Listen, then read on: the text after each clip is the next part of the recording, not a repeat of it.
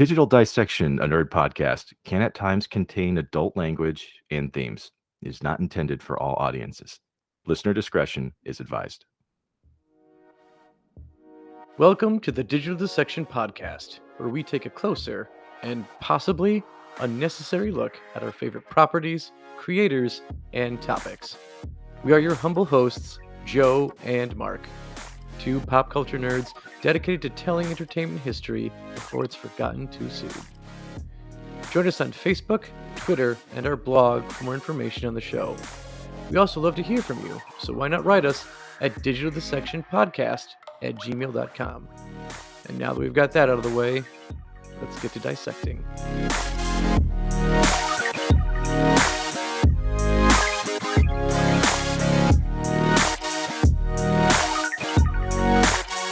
So the year mark is 1994. A lot happened in 94, I'm sure, but I was 8 years old and don't recall a whole lot.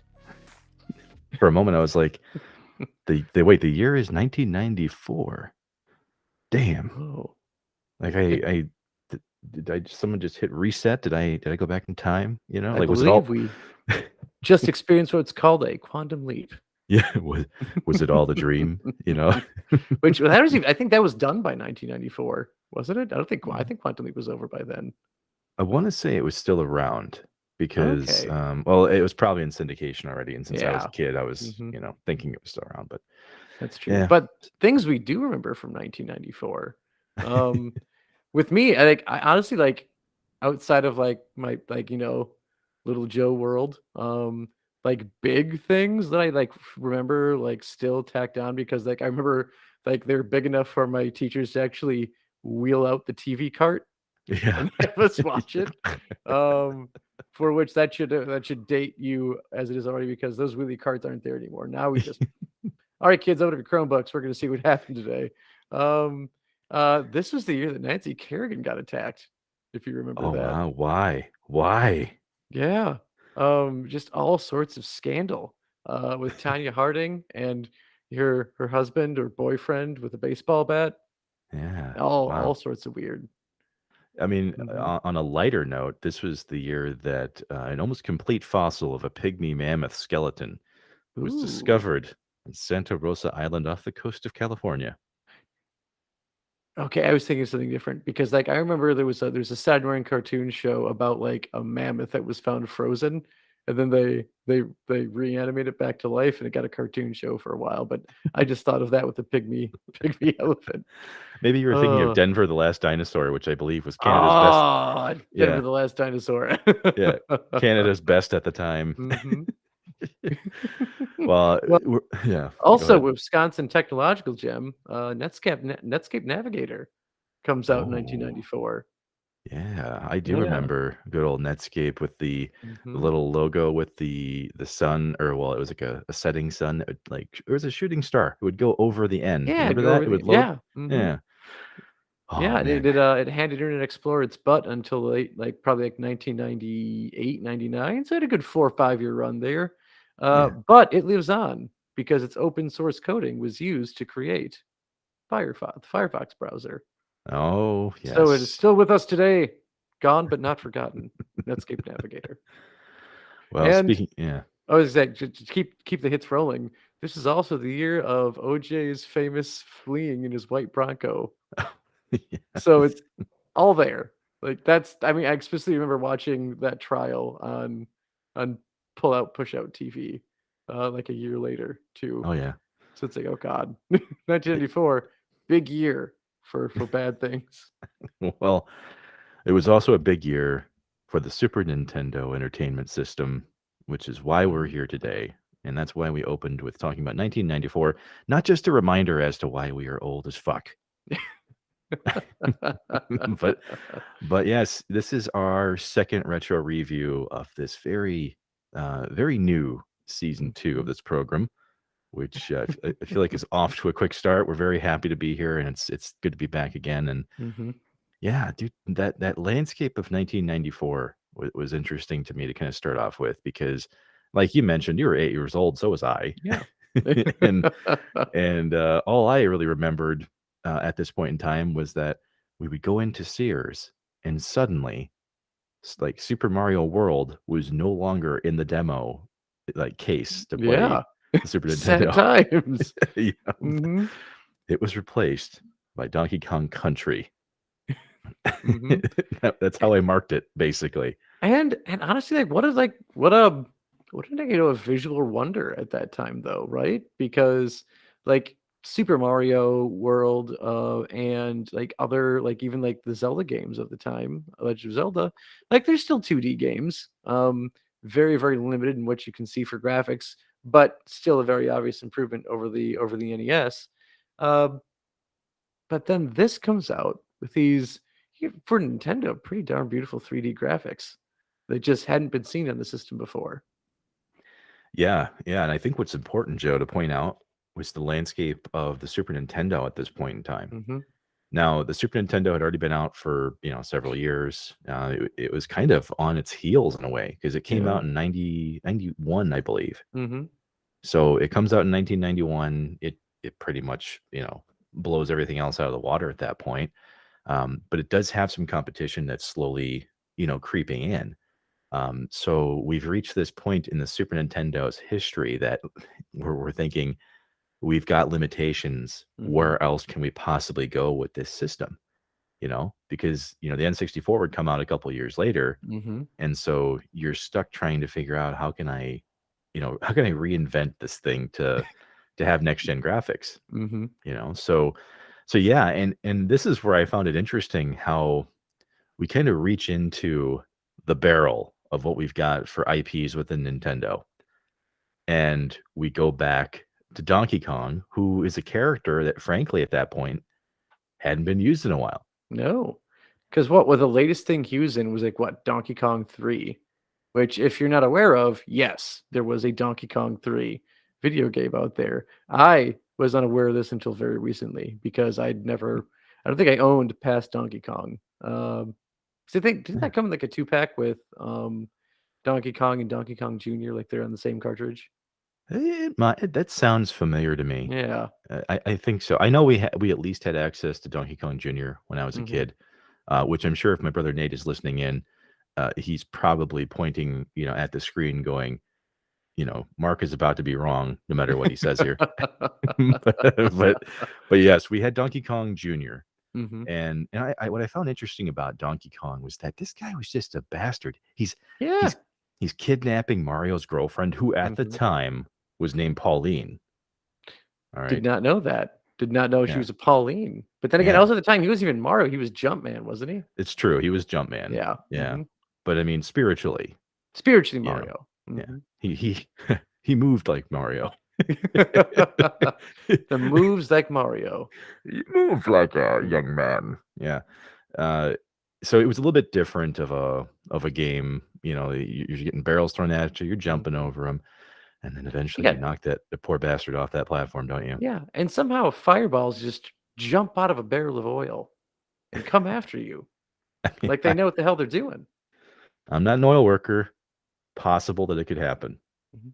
I mean, let's just say right now that the possibility is not 0% because we just don't No. know. We're not educated. Even even grizzled old firefighters and fire chiefs will say that they've seen every form of combustion known to man, and Yeah. that beats the hell out of them. The walls of the 53rd precinct were bleeding. How do you That explain episode that? until we sneak the Ghostbusters in.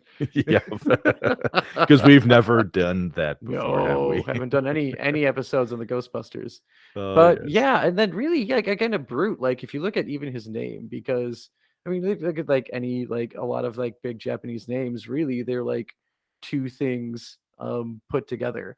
Like literally, like you look at like Godzilla's original name, Gojira, is a combination of gorilla and whale put together Yeah. to make the monster. And here we have donkey, which is basically meant to mean something stupid, and Kong for ape. So Yes. he is a stupid ape with a penchant for kidnapping. I was gonna say he's dumb enough to generate enough barrels to Mhm. fight a small war, and he manages to get away with kidnapping. I don't think he's that Yeah. dumb. I don't know, but Yeah. maybe he's like the same guy who stole my friend's mother's geoprism not once, not twice, but thrice. He's that kind of stupid. Literally to the Oh, point where it's like, oh, the princess is gone. We know where to go. yeah. Pauline's missing. We're not even going to talk to two people. We know the one guy to see.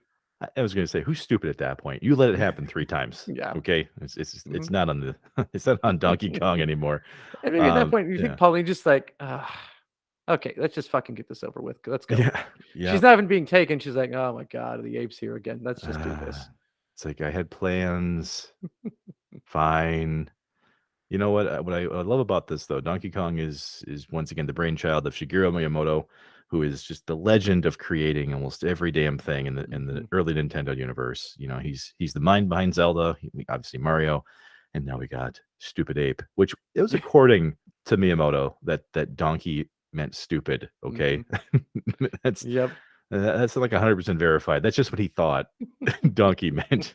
So Oh, that's what I heard. yeah, yeah. Stupid. It's Yep. City Hall. Just Yeah. means Did it twice for the Ghostbusters fans out there. But yes, yes, that's the landscape of 1994 though, man. Mhm. Like we've got the Super Nintendo that's been very successful. I mean, Yeah. it's been kicking ass taking names or kicking names and taking ass if you've, watched Yep. Guardians 2, Mhm. but it's in that place where it's like has it done everything it's going to do, right? Yeah. It's starting to the point where it feels like it's time to move on. But unfortunately, that's not being done due to like a lack of like games like, oh no, we're clearly running out of ideas. It's happening because we've got two little ditties by the name of Sega Genesis and Sony PlayStation that came out. And Yes. now they've got serious competition because you've got bangers on both of those systems. And the PlayStation had some sweet, legitimate, boxy, triangular 3D graphics that I people really started to crave, like, "Oh my god, it's so real." It wasn't very real. It was so real, we need more of it. And Nintendo's like, "Well, we've got flat dudes who ride green dinosaurs and wear capes. You like that, right? Oh, you do, but you still need something cool looking. We got something for that. Guys, what do yeah. we got?" Dude, Sega do what Nintendo don't. Mhm. And, like you said, PlayStation, you got triangular boobs. So, yeah, dude, I mean, you've got the Genesis that's Mhm. managing to show that cartridges can generate games that have depth Mhm. and that can be visually stunning and not have to look like a traditional Japanese-inspired Nintendo game, Yeah. Like they can be dynamic, Mhm. And so I think that's where a lot of this pressure came from because we owned a Genesis at the time. We didn't actually Mhm. own an SNES. My parents were like, "No, you get one system and you play with it until it's broken." And you like it. Yeah, That's all you and that's get. how it went. That's how it Yeah. went. But Mhm. but so that's one side of this scenario though. You've got Genesis doing that, and then you've got the PlayStation, which is literally putting things on CDs. Mhm. So, I mean, the CD is a relatively hot technology, It is because we assumed that Laserdisc was the next big thing. Like it was, according to a Spanish teacher, Senora Pfaff, the next best thing, as it was this massive vinyl sized CD. It's like, there's no way that's catching on. Yeah, when it's bigger than a toilet seat, can't quite envision using Mm-mm. that. But Nope. Mm-mm. but yeah, it just like we mentioned though, this is what Super Nintendo is up against, right? It's technology that's starting to kind of pull away a little bit. Mm-hmm. And so, Joe, just like how we would later be tricked by words like extreme and exclamation points with, red explosion logos Mm-hmm. next to them, this would be the age where we start to get words like 3D and rendering brought into the conversation on the Super Nintendo. Yep. And all of that makes it very clear as to why I'm still drinking Mountain Dew well into my 30s. Yes. It just worked. The advertising worked. What can I I say?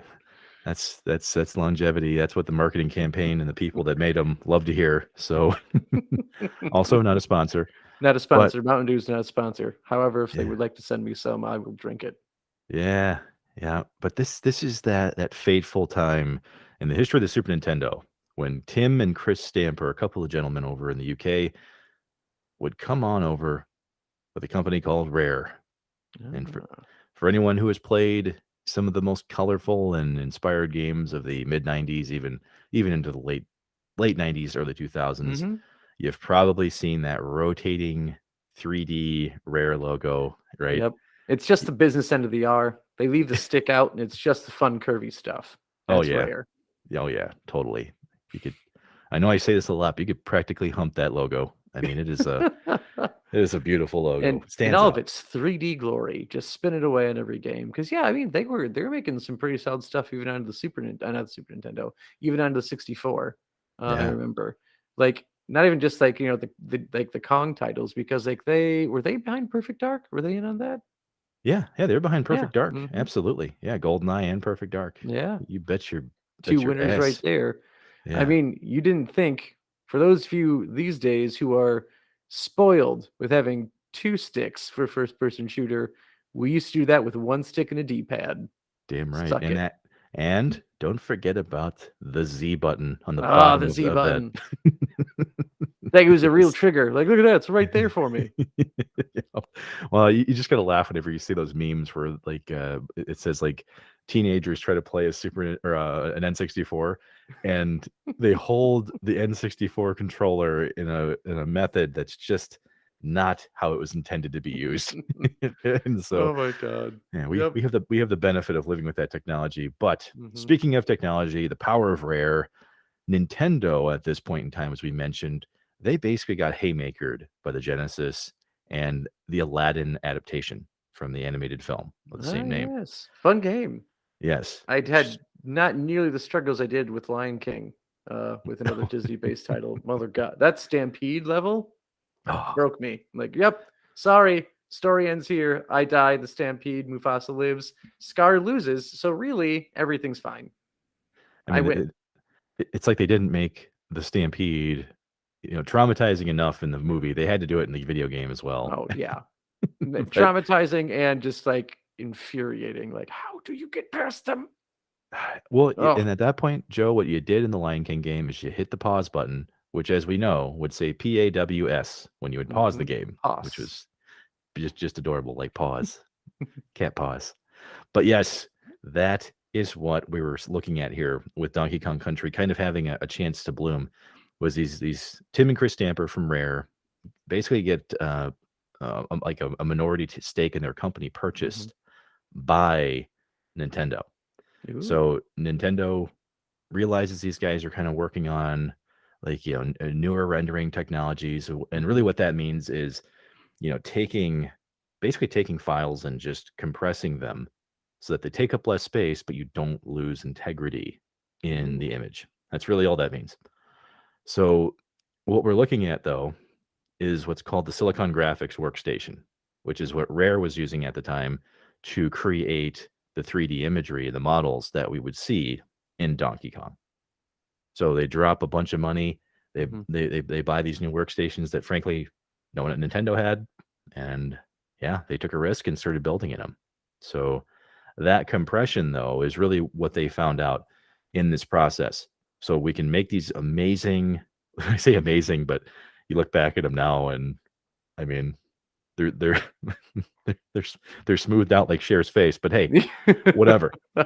Right? It looked good for 94. It looked Mm-hmm. hot for 94. So Very hot for 94. yeah, absolutely.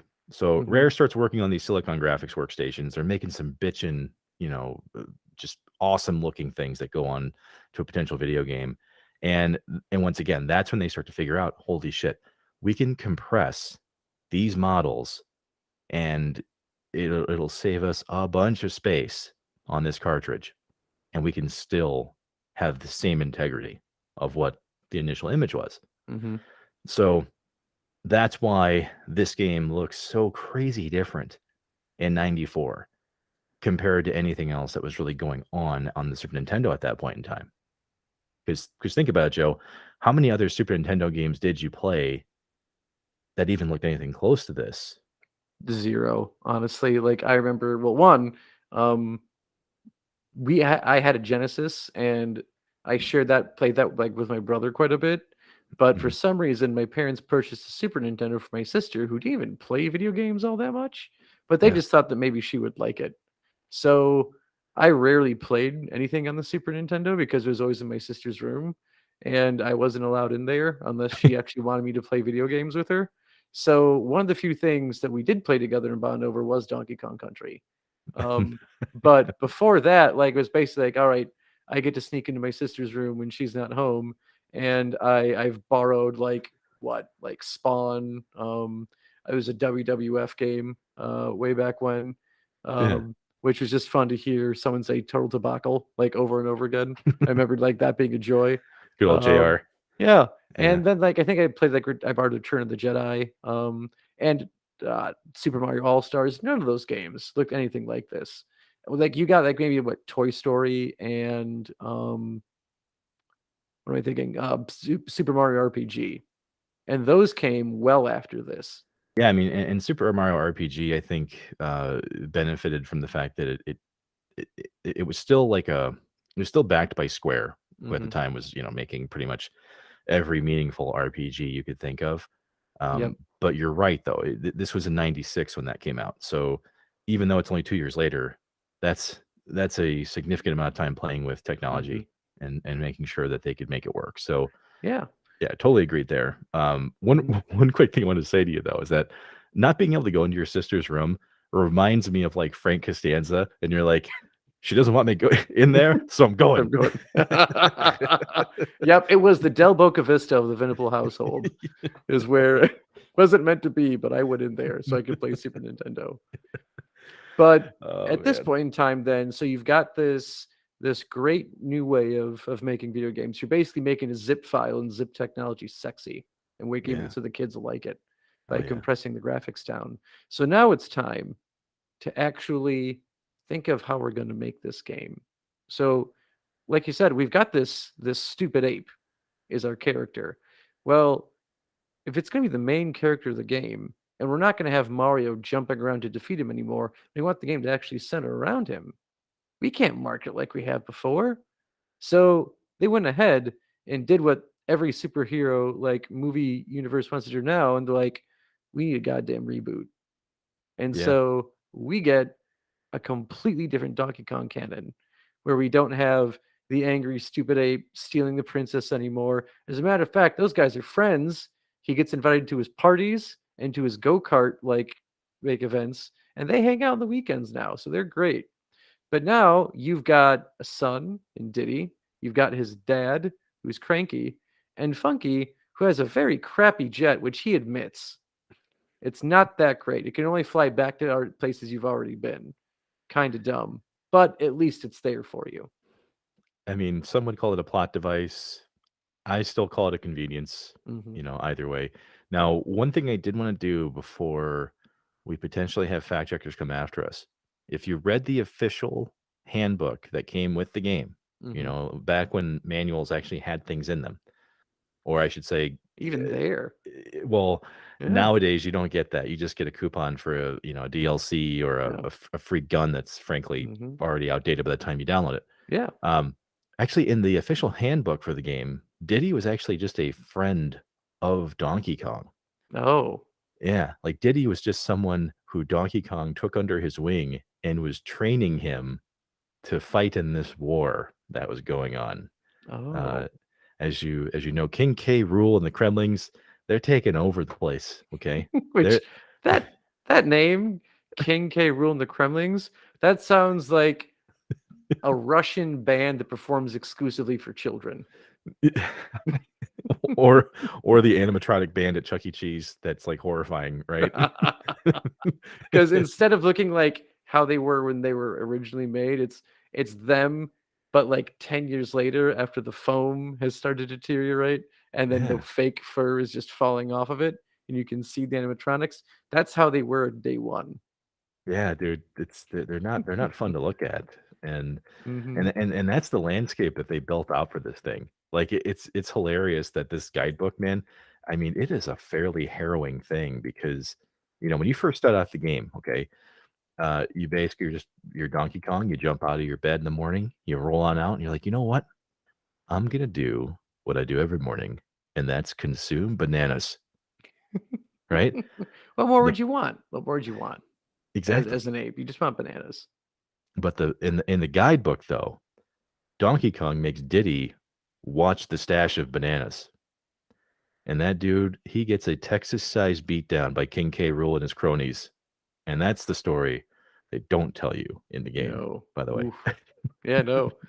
Because you just kind of you just basically like just what I think you just go downstairs into the stash and it's just gone Oh, he gets nowhere. his dude, he gets his ass handed to him. If you read Mhm.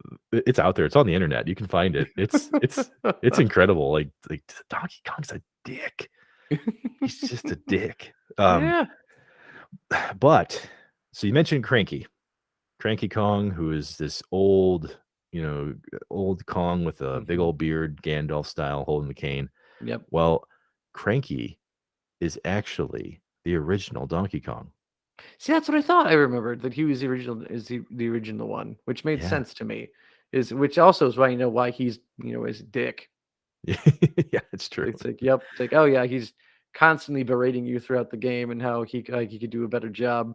But it's like, you know what? How about you go? Why would you just go kidnap Pauline again?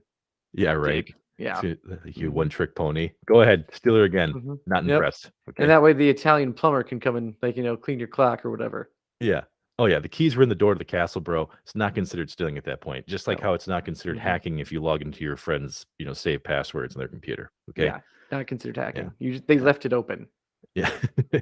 that's that's all Hmm. you did, Cranky. You're not original. But aside from those, though, when you're traversing the Donkey Kong country, you've Hmm. actually got some companions along the way Yeah. who are helping your Hmm. old ass out, right? Hmm. And so that was something really cool about Donkey Kong Country is that you're not just getting these established like, Donkey Kong verse characters will show up in the next, X amount of games. But you start off with Rambi, the rhinoceros, right? You've got Ungard, the swordfish, Winky, the frog, Espresso, the ostrich. Yes, espresso. Hmm. Yeah, and then Squawks, the parrot, aptly named.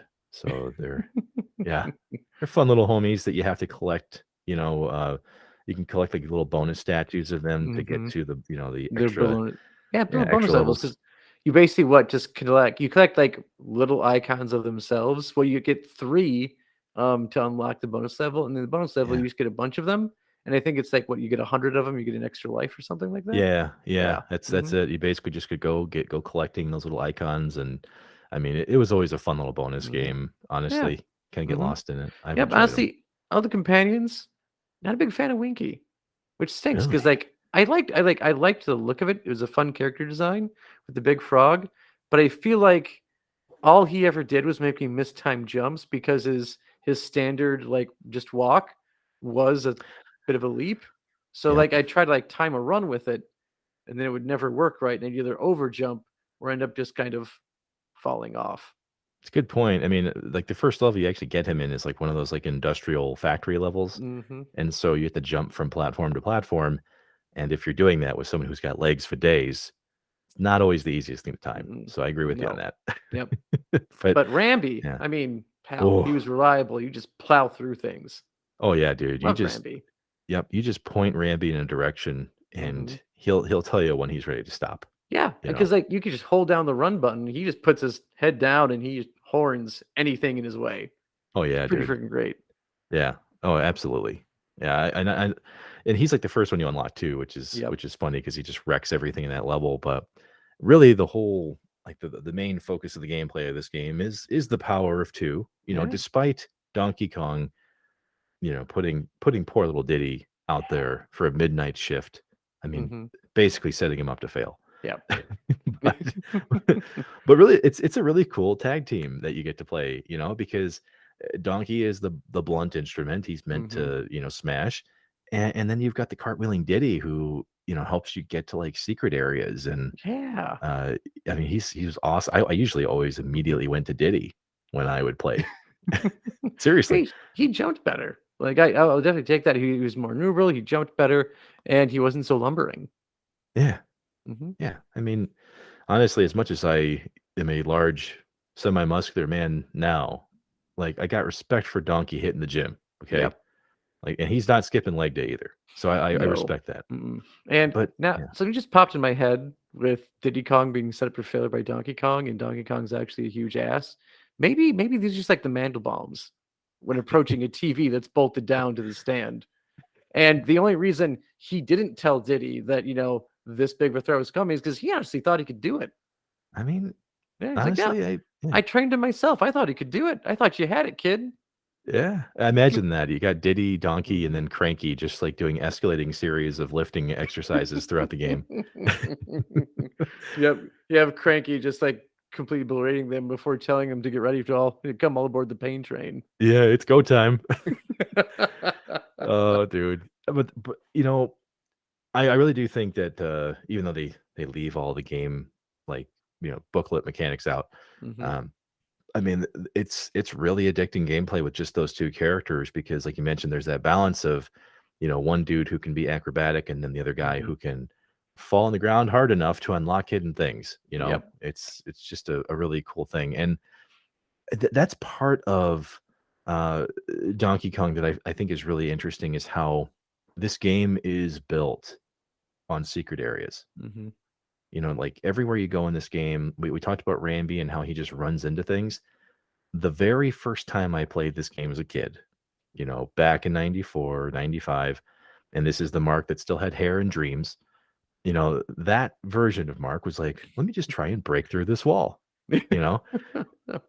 And most of the time in Donkey Kong, those walls would open, Yeah. because they do keep track of your progress for finding secrets in this game, if you remember. Mhm. So that kind of led to me, the completionist in me, always trying to break what the art of the possible. What can I possibly break next? Right. I don't Yeah. know if you played it that way. I mean, I tried. Like, I mean, granted, I kind of felt like it was the same thing. Just like when you watch old cartoons and you would see like this landscape, and then there'd be that one rock that was much darker than the rest of the landscape. So the hero goes over and just like either lifts it up and tosses it, or it blows up and the villains come out. I treat it like that. Like I'd find okay, that rock looks different. I can Yeah. break that shit, and I'm getting in there. Yeah. Like classic animation where it's like, Yeah. oh, wow. Mhm. I wonder what the character in this show is going to possibly interact with next. Oh, maybe it's that two-toned Mhm. rock. That's going to be it. Yeah, but that's not how Donkey Kong was though. There was Mhm. only a couple things in the game, like on like the platforms where you jump down, Mhm. where they're like clearly it's like it's Yeah. different looking than the rest of it. Mhm. But a lot of times, like secret hunting was what kind of distracted me throughout this game. Mhm. Like you would see one of the extra life balloons high up in a tree when you're walking by it, and you're like, oh shit, I can't get that now. I have to like restart Mhm. the level and redo it again. Yep. And so that's where like this game got really good high replay value because Mhm. it didn't help me advance at all, but I found myself going after the extra life balloons. Yeah, and suddenly, Funky's plane makes a lot more sense. Sure Go does. back and get extra lives without having to actually traverse the whole map back. It's I good mean, playing. it's job security, you know. Sure, he's getting some bananas under the table, which sounds really Mhm. bad. But, oh man. But yeah, so you know what? In rebooting this series, I think it was cool to kind of start you off in like that tropical, this is where DK spends his time, this is where he lets his hair Mhm. down kind of environment. But like we've kind of talked about, each one of these zones changes, fairly significantly throughout the Mhm. game.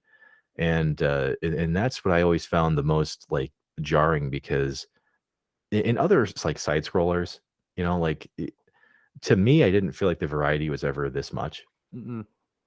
because in this game, you've got like blustery, wintry areas where you slip, but then you've got like we talked about these industrial like machine factories and stuff where Yeah. K. Mhm. Rool is building shit and trying to fuck your day up, Yep. and so it's just a completely different look. And very, because like basically before this, you've got what every Mario game will have, like, a grassy world, a desert world, a water world that everyone hates, and we're not sure why they keep making their way into freaking video games, despite other than the fact they usually have a bomb soundtrack, but that's really it. But we're done with them. Then there'll be a sky world, then a Yeah. volcano world. So it's all like, yeah, it's kind of the same thing. It's the same stuff. But then again, it's the Mushroom Kingdom. Why it shouldn't change that much anyway. But yeah, now we're getting like very, very different things here. It's refreshing along with, the graphics. And I'm gonna wait for the music here in a little bit because that's something I would really love to touch on. But graphics, sound, music, everything was just very, very fun in this game. Well, for me, it was the weather and like visual challenges in the game Hmm. because there are certain levels where it's raining. There are certain levels where you've actually got like fog or haze that kind Mhm. of envelop certain parts.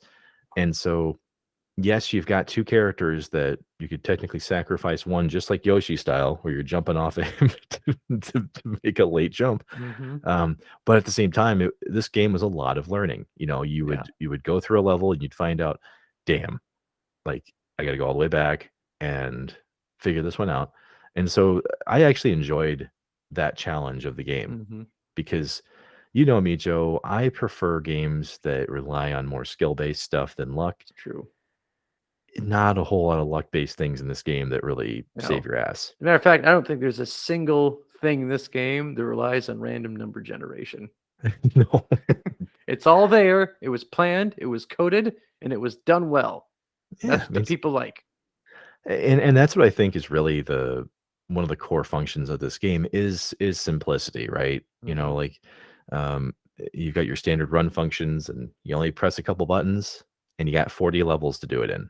Yeah. So, but I will say this, Joe, the underwater levels in this game, I did not find like nearly as hard as other water levels in Mm. like the Mario games, or I gasp because of the Teenage Mutant Ninja Turtles 1 underwater Oh level with the god. seaweed. Worst water level in existence. Fuck that level, man. Uh, to quote a band that I'm pretty sure is now defunct, the Super 8-Bit Brothers, "We don't need another water level. We don't need another place to swim. We don't need another place that we've already been. They're done." But yeah, like this one also wasn't that bad because you get on guard and he's fun. You can just like, skewer anything that gets in your way. Although it's not quite as safe as Rambi because Rambi has gravity to pull the villains down, so everything hits his nose. Whereas on Yeah. guard, the shit could start to swim up on you, and then you miss it, and it hits Donkey Kong instead. Yeah. And that sends on guard just off in a whirlwind, and he's ridiculously fast. Oh, yeah, dude, just straight Mhm. up panic, and Mhm. but you're dead on though with that, on guard, the swordfish that you can unlock as once again, a companion here. I mean, I felt like his nose had a very specific, like, radius that it could work within, Mhm. and if you even screwed that up just a little bit, yeah, He's gone. boom, Mhm. he is just running off, and but at the same time, when I enter a water level in Donkey Kong, I'm not usually getting the anxiety that normally comes with Mhm. it. Yep. So, despite the challenges and despite how there are some skill-based things in this game, still pretty laid back, very Mhm. chill. So, but as you mentioned, though, Mhm.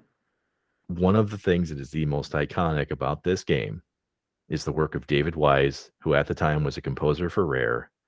And I mean, this whole soundtrack is just one giant banger, right? It is, and speaking of that, what it's basically what there's so much percussion that Yeah, this soundtrack just really relies on, and it feels like the cornerstone of the music, and it's so, like, flipping addictive to hear. Like, you just yeah, can't help but have fun when the music comes on. Hell, it even got, like, basically what, Nintendo 64 game that was solely about, like, Donkey Kong Country style music, where it even had, like, basically almost like pre-Guitar Hero style, you got bongo drums to try and play on and beat, yeah, like, tunes with, because his music was just fantastic.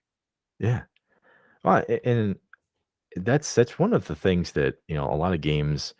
I'm not sure when they make them if they have this in mind, but a lot of the video games from this era have these starting title songs that don't leave your brain.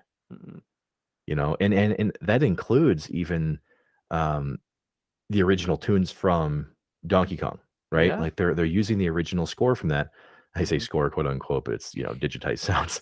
They use the original MIDIs. They Yep. do, they do. But they use them effectively.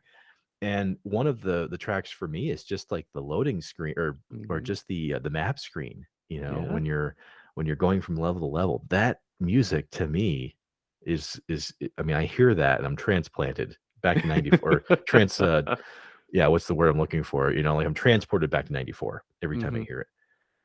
And so yeah, dude, I'm pretty sure that the soundtrack for this was called DK Jams, which was GAMZ. Of course it was. This is also the area of, you know what, you want to sound cool? Slap a Z at the end. The kids will go crazy. They'll be drawn those weird S's all over whatever you sell them. They're gonna love it. Frankly, I'm embarrassed that, we all thought it was cool, Yeah, but we fell for it. yeah. But seriously though, like he did an amazing job with this, and um, and I mean, like I said, every time I hear it, I'm immediately thinking of this game. Like Hmm. you could reuse this in any other DK iteration you created.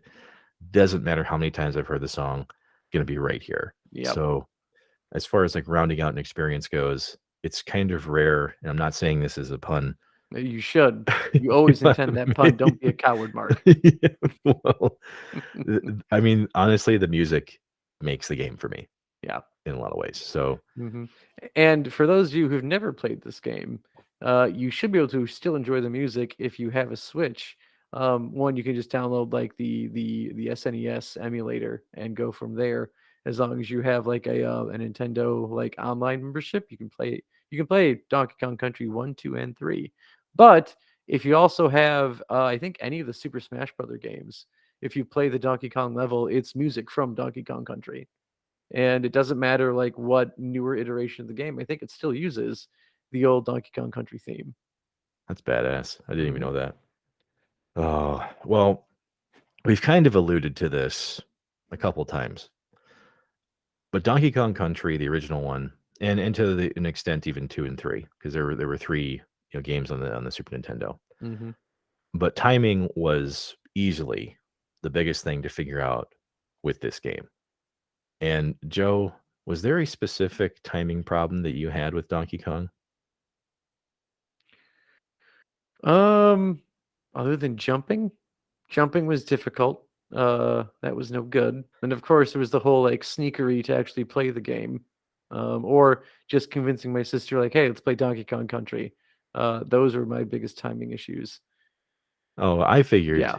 I figured you'd go to where a lot of people tend to, Mhm. which is the levels that rely on the track, the car, the whatever you wanna call it, Mhm. the little cart that you have Yeah. to navigate down the rail Yep. track or And whatever it was. I love the rail track ones. Like I do remember being better at them than I am now because admittedly I did play this on my Switch probably last week. Yeah. And I got to the Minecraft episode, I'm like, fuck yeah. I remember like really loving these levels. And I had 15 lives going into that level. And I think I came out with about 4 of them left. And like I am basically Toby Keith, and I am not as good as I once was. Oh, that's a shame for so Mhm. many reasons. So many reasons. Uh, So on the last when you survived it Mhm. though, you said, "How do you like me now?" Right? Like Oh, yeah, that's yeah. absolutely. How could you not? Oh, god damn Um, it. I don't miss Toby Keith. Jesus no, Christ. I hope no one does. I mean, Yeah, whatever, you know what? The man made his money, good for him, but I'm over his music. yeah, at this point, it's just game respecting game, Yep. whatever. Mhm. But the minecart levels, a lot of people every time I talk about Donkey Kong with someone, they're always like, "Man, fuck that minecart level." It and really, dude, like, there's only 1 or 2 spots in that level, and this is the Mhm. first one. If anyone goes back and plays this, Yep. or if you just have played it so many times, you remember, Mhm. like, there's 2 spots in this level that could really screw you up, and the first one is where you, like, the basically, the rail is broken, right? Mhm. And you're going straight down, and then you have to jump at a very specific time, and to me, that's not even the hard part. The hard part is if you've only got 1 Kong in your cart and you screw up the last spot where you have to quickly jump between Mhm. the rails. Yep. Other than that, though, it's just I Yeah. think people haven't played it enough, and that's the Mhm. issue. Oh, yeah. It's just, basically, like you said, getting the timing down is the biggest thing. Understanding exactly how much of the delay there is between you hitting the button and the cart actually jumping, and knowing that when you have a finite small amount of track and you've got the tipped over mine carts that are at the end Yeah, of it, just knowing that you've got to like jump well before that so you land early on the next track so you still have time to actually jump over the next mine cart. Whereas if you yeah, wait to the last second to jump over the mine cart, you're gonna land on the next mine cart. So yeah, if or you you don't plan that out well, you're gonna have a bad time. either that or you're gonna be, Kong sacrifice, so you're gonna Yep. lose at least one. Mhm. And like I said again, there you can make one mistake in that level, Yes. but after that, though. the designs of these levels, Mhm. I mean, personally, I don't find all of them that challenging. Mhm. Um, the only one that ever really gives me anxiety is when you're in, it's supposed to be like the pseudo Egyptian level where you've got like you actually kind of vertically explore these Mhm. levels as opposed to just linear stuff that you do in the rest of the game. Mhm. And I have a separate question here where it's like, hey, who the hell built all this shit, by the way? Yeah. Who had time for this? Yeah, it's like because the Kremlings, they built all the industrial stuff, right? Yeah. But it's like there was like a proto civilization here that built all this shit. We're not even Mhm. asking about this. Nope. Um, but that's all right. That's tinfoil hat conspiracy theory stuff. We're not going to dive into. Um, but like that's the only true level where I think I felt panic Mhm. in this game because there's that one section where you have that giant rolling pin, and you have to outrun it, and that's the one where you don't get, like, a ton of, like, No. there's no there you don't get bailed out with that one. Mhm. But other than that, though, like, for me, this game is really just the epitome of chill outside of that. Mhm. Because we've already talked about the soundtrack being so relaxing, Yeah. you know, that Mhm. yeah, you can just kinda kick back and enjoy yourself. Exactly. It seems like more of the banana heist that just happened is more of an inconvenience than any real issue. It's like, oh well, guess it's time to go get those bananas back, Diddy. Let's Oh, go yeah. for a walk. And that's like I don't know the feel of the whole game. So when playing it, I feel like it's hard to actually get mad at this game. Like you can fail over and over again, but you just don't hit the I need to throw the controller moment because part of it is that the music just kind of keeps you calm and in the game. Well, and like we kinda mentioned, most of the time in this game you're not dying because you've truly screwed up. Hmm. It's because you've experienced something for the first time, and now you know what not to do the next Yep. time. Hmm. And that kind of even plays into like the boss levels of this. Some people have even complained about this when I've read about like retro reviews of this game. People bitch about how you just have to hit bosses like 3 to 5 times and that's it. Yeah, but that's like the Nintendo formula for almost every boss. Yeah, Hmm. exactly. It's like, oh, okay, so Super Mario World can get away with that, but Donkey Kong Country Yeah. can't. Like, what's the real complaint Yeah. here? Super Mario 64 can get away with that, but Donkey Kong Country can't. Exactly. Yeah. I mean, and I guess the only thing I'll say about that is that, okay, yeah, you hit the boss 3 times, maybe it's not that big of a challenge to do it, Hmm. but I mean, I don't know, the first time you jump in there, you don't know, your head's on a No. swivel, Mm-mm. you're all turned around. I mean, you don't know if it's gonna be a giant buzzard or if it's gonna be Shia LaBeouf coming at you, you know? Mhm. So you just gotta keep you gotta keep your head on straight, and so, I mean, the first time that I played these boss levels, yeah, that's kinda what I was thinking. I'm like, "Oh, fuck, that thing is, like, 10 times bigger than anything else I've seen so far." But at the same time, like, I've never seen that as a complaint, No. you know? I never read the guides or anything, so I always just Mm-mm. went in there, Leroy Jenkins style and Yeah. hope for the Gotta find a way to best. jump on that guy's head or throw something at him 3 times. It's There you not go. bad. It's a good gig. I will say, though, Mhm. when you fight King K. Rool at the end of this, and, I'm not gonna say spoiler alert because god damn it, if you haven't played this game yet, Mhm. where were you? Yeah. Were you just born that long after it came out? But either way, um, the King K. Rool fight I always cracked up at because, you do the standard boss fight stuff, you're jumping Mhm. on things, you're throwing shit, you're dodging, and then you hit him enough times so that the credits start rolling, right? Mhm. But plot twist, Joe, because you haven't beaten it, right? I have never gotten that far. Oh, I haven't gotten that far. this is like the epitome of like, JRPGs. Like you fight the first form, but there's a final form. And Mhm. that's what I loved about this was that the first time I played it, I was like, all right, I survived the fight. And it's like, here are the credits are rolling. And I'm going, oh shit, there's Yeah. more. Oh no. I can't Oh skip no. any of this. Oh god. Oh no. Dude, it's intense. It's probably the most intense part about this game. Like the rest of it is total like chill Mhm. up to this point, and then once again, you've got the music that picks up and suddenly shit's real. So, yeah, I don't consider that ruining it for anybody. If anything, No. now you know it's there. Yep. Prepare for it. Yep, prep for it. Yeah, take your Pepto before the fight. You know Hmm. what's coming. Oh man.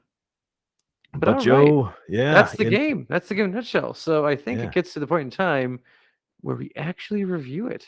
We actually give our 2 cents on what we would rank this game. yes, Hmm. absolutely. And in the spirit of what we did for Assassin's Creed 3, for those of you who've listened to that episode, it's a couple back. Hmm. We are going to go through and do the classic like Game Pro. Let's go in here and start divvying out some ratings. So Joe, when it comes to graphics, what would you give Donkey Kong Country out of 5 possible points here, or 5 bananas? Yeah, Do I call it I just bananas? go bananas too. Let's definitely go Yeah. with bananas. So I think in the spirit of things, because I don't think it's fair to judge it based off of modern graphics, because then it's like you have to give it one banana. Um, but for 94, I think it's pretty solid. I give this one, yeah, I give it 4 bananas. 4 bananas for its graphics on this one. That's kind of where my mind is at too. I'm not gonna use modern graphics to judge a game that came out, 20 years before a lot of other advancements did. Hmm. And because of the things that we talked about, leveraging new technology to pretty much get more life out of a system that was almost thought dead, Hmm. I'm gonna actually give it a 4.5.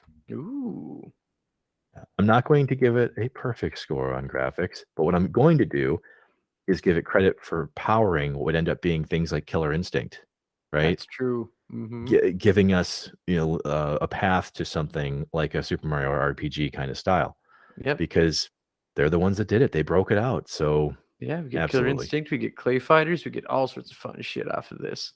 Dude, it totally changed Mhm. I think it extended the life of the Super Nintendo. Oh, yeah, Totally. So, definitely. Alright, moving on then, to the next G, and that's gameplay. boom. Yeah. So, Mark, as someone who's actually gotten through the whole game, where would you rank this one? For me, on gameplay, I would say because of its simplicity and the fact that if you practiced enough, you could Mhm. you could advance your game with it. I'm gonna give it like 3.5 out Yeah. of 5 Mhm. because that simplicity does kind of take away from what else could have happened here. Whether maybe it was like adding a different type of move or something. Mhm. I mean, because really all you have to do in this game is either crack something with a barrel or jump on it, Yep. and that's really all you have to do. So because of that, simplicity is executed well, but I wouldn't say it's Mhm. perfection. What Yeah. about you? Um, Oh, eh, wait, 3.5? I think they said 3.5, right? you Three did and a three and half. a half, yeah. Yeah. Mhm. Yep. I don't know, kinda same boat. Like it's pretty, standard Nintendo gameplay. Like you said, you're going right most of the time, although you do have the option of going backwards if you so choose to the rest of the level. But yeah, you go right, and then you either jump on things, you throw something at it. Um, so it's that. It's simple. It's easy. I've got this one. I'm gonna go a little lower. I'm just gonna go for like a flat three. 3. Flat three on this one. 3 bananas. And I think that's probably gonna be due to me still being mad at Winky for who should be more adept at jumping, but mostly just gets me killed. I mean, you could either blame the operator, Joe. I mean, Yeah. but I don't Probably know. it probably is my fault, but I'm blaming it on the damn frog. All right, well, how about we look at things like replay value? Joe, how many bananas would you give this out of 5? No, this one I'm going for because like I just said, like I just played this thing last week. Clearly. Um Years down the line, looking at like the massive library of like Super Nintendo games that are available on like the Switch that you can just play through the emulator. Yeah. Um that's the one that I go back to quite a bit. Um is Donkey Kong Country because it's just fun to sit back and play it. Although I am thinking of doing a stream of Link to the Past at some point because that would be Ooh, fun. yeah, that ain't bad. Yep. For me, okay, this is gonna sound weird based off of everything else I've said. When it comes to replaying this game, uh, obviously, I love the timing and the challenge like I've mentioned to you, but when I do come back to this, what I Mm. end up doing the most is almost playing what I could get through when I was at Sears when we would visit. Mhm. And that's to say I can usually get through, like, the first stage, Mhm. uh, and the first boss, Yep. and that's usually where I stop. Like, I don't usually Mhm. play the whole thing again. I usually always just get through that whole first stage, and the first boss. That's it. Yeah, that's fair. And and I don't know why that is. I clearly love the game. Mhm. You know, I appreciate it for a lot of things, but I can never really go, "I'm just gonna replay the whole thing," Yeah. ever. Mm. So, Well, like I said, it's a lot of time. It's 40 levels. That's a lot of time to invest in. it's a lot of time, Mhm. you know? So for me, I'm actually gonna come down to 3 out of 5 Ooh. on this one because I think almost everybody from, like, the retro gaming community or Mhm. whatever, or people who play this game, they probably all know the first, like, 5 levels of this game. Oh, yeah. Like, everybody knows the first 5 levels, Mhm. and I feel like for me, that's usually where I get my fill to move on to something else. Yep. So that's why I've Mhm. chosen to dock it there, but Yep, the first 5 levels are really the meaty part of the game. That seriously. other 35, that's just fluff. Yeah, it's just yeah, it's just like adding extra words to meet the requirement for the essay, right? Yep, exactly. Um, but seriously though, that's where I'm at with it. So, but turning to the last metric here, at least, Yes. is the Mhm. music, which Joe, this is a first for us in our only 2 retro reviews we've done. Yes. This is getting a 5 out of 5 for me. Oh, 5 bananas, well done, sir. Totally 5 Mhm. bananas. It's iconic music. It's paced Mhm. extremely well, you know, for the levels that they're in. And there's really never a point where the music causes heart palpitations. No. Mm-mm. You know, I mean, and despite the fact there's plenty of action in this game, right? Yeah. But it's executed so well, Mhm. and it's not like it's an orchestra, right? No. Eh, It's a guy in a synthesizer, just playing his heart out. but dude, he's killing it. Oh, he is. Mhm. Like, all of the music from this game is iconic in one way or another. Never have I gotten tired of it. Mhm. And so, yeah, I gotta give it a 5 out of 5, man. Totally. What about you? Uh, I well, I just said how much I do really love this music. I'm not gonna be as generous with you. I'm gonna go 4.5 out of 5 bananas, just for the same kind of the same reason you mentioned that it never really gets your heart pounding. I think if they had at least a few tracks that actually did that, I think that would sell you on at least like more gravity. Like you said, like the bosses actually aren't ever really that hard. Maybe at least giving us some music that thinks they're difficult would be pretty great here and there. Something that gets the people going, you know? I need something, I need some humps in here. Really Oh, get us moving. Something mind boggling. yeah, I guess. I mean, really for me, dude, this is probably the most iconic soundtrack out of a Mhm. video game. I would say that another rare game like, GoldenEye, I think Yeah. GoldenEye has another one of those soundtracks. It's, Oh, like, God, yeah. really up there, but I would Hmm. say based on the technology that they had and what they could do, and compared to other games of this Hmm. era, the Donkey Kong's getting that perfect score from me, dude. It just Nice. is. Hmm. So, what that brings us to, though, is our final rating here.